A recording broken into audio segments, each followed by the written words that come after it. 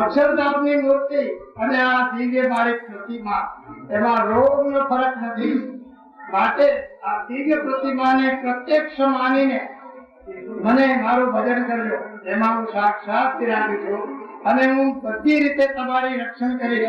તમે કોઈ ચિંતા ન કરશો. મારે શરણે આવ્યા પછી સર્વ ધર્મ પરિત્યજ્ય બધા ધર્મોનો ત્યાગ કરીને મારા શરણે આવો એમ ભગવાન.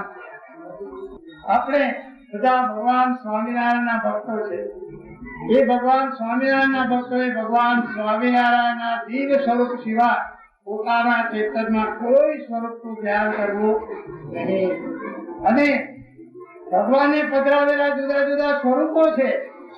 ગોપીનાથજી મહારાજ, રણછોડ ટીકમરાયજી, એ બધામાં એ ભગવાને એવા સ્વરૂપ ધારણ કરેલા, એ સ્વરૂપે દર્શન આપેલા, ત્યારે એમાં ભગવાન સ્વામિનારાયણ બિરાજે છે.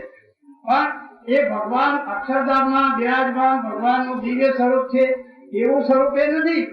માટે એમનું ધ્યાન થાય નહીં. મહારાજે તો એમ કહ્યું કે ધર્મ ભક્તિનો પુત્ર હું ભગવાન સ્વામિનારાયણ એવા ઘનશ્યામ મહારાજ. એવું જે મારું દિવ્ય સ્વરૂપ સિવાય કોઈ સ્વરૂપનું ધ્યાન ન થાય. મેં પધરાવેલી બીજા સ્વરૂપો જે ધારણ કરેલા એનું સેવા પૂજન બધું જ થાય, પણ ઉપાસના ન થાય, ધ્યાન ન થાય.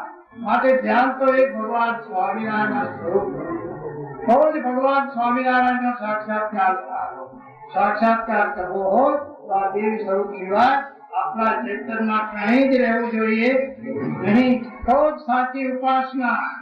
એક જ રોમે રોમ સ્વામિનારાયણ નો ધ્વનિ નીકળવો જોઈએ તો સાચા ભગવાનના ભક્ત કહેવાઈએ. આપણે એવા ભગવાનના ભક્ત થઈ રહીએ કે જેથી ભગવાન સ્વામિનારાયણ આપને જોઈને બીજાના અંતર ઠરી જાય, બીજાના અંતરમાં શાંતિ થઈ જાય. ત્યારે આ કોનો પ્રતાપ? ભગવાન સ્વામિનારાયણ. જો ભગવાન આપણામાં બિરાજતા હોય તો આપણા લીધે બીજાને શાંતિ થાય. બાકી જપ તપ સાધન ઘણા કરીએ એથી શાંતિ થતી નથી. શાંતિ તો એ ભગવાન સ્વામિનારાયણ દિવ્ય મૂર્તિના ધ્યાનથી જ થાય. ત્યારે દિવ્ય સ્વરૂપ નું ધ્યાન કરવું, અખંડ આનંદમાં રહેવું. આપણે ભગવાનના આજ્ઞા બરોબર પાળવી. આજ્ઞા પાળવી કઈ અઘરી નથી, આપણા હાથની વાત. દારૂ, માટી, ચોરી, હવેલી, વટરવું નહીં, વટલાવું નહીં, આ પાંચ તો આપણા હાથના વાત. દારૂ ન પીવો આપણા હાથની વાત નથી. માંસ ન ખાવું, ન ખાઈએ તો આપણા હાથની વાત નથી. ચોરી નથી કરવી, ચાલો આપણા હાથની વાત નથી. તો મહારાજ કહે છે અને બ્રહ્મચર્યનું પાલન કરવું એ બી આપણા હાથની વાત છે.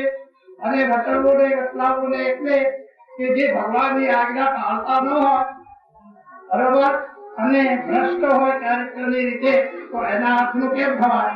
જો એના હાથનું અન્ન લઈએ તો ભ્રષ્ટાચાર, તો વટલાઈ જઈએ. એટલે મહારાજ કહે છે આપણે બીજાને વટલાવવું નહીં. એટલે એવા ન થવું કે જે આપણે કોઈને આપીએ તો એ વટલાઈ જાય. ત્યારે મોટો અર્થ આ છે કે ભગવાનની આજ્ઞા પાળતા ન હોય એનું અંજે ખપે નહીં. તો આપણે તો બરાબર આજ્ઞા પાળવી પડે. આજ્ઞા પાળવી કઈ કઠણની વાત છે? આજ્ઞા પાળવામાં તો આનંદ છે. દારૂ પીવો તો કેમ ચડી જાય, મરવા પડે. તો એ કરતા દારૂને કરવાનું શું નથી? તો અત્યારે આખું જગત હેરાન થાય છે. તો મહારાજે તો 100 વર્ષ પહેલા કહ્યું કે દારૂ નહીં પીવો. તો અત્યારે એ માથાકૂટ ના રહે. અત્યારે પશ્ચિમના દેશોમાં જાઓ તો માંસ વગર રહી શકતા નથી. આવા પશુ જેવા જીવો છે. તો ભગવાને એનો નિષેધ કર્યો. તો અત્યારે બીજા દેશોમાં પણ માંસ પ્રત્યે તિરસ્કાર થવા લાગ્યો. માંસ બંધ કરે એટલે શાંતિ.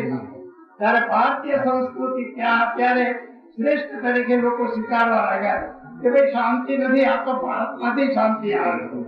ત્યારે જો ભગવાન સ્વામિનારાયણે કહ્યું કે શાંતિ માત્ર મારામાંથી પ્રગટ થાય અને એ શાંતિ સર્વત્ર વહેંચાઈ ગઈ છે.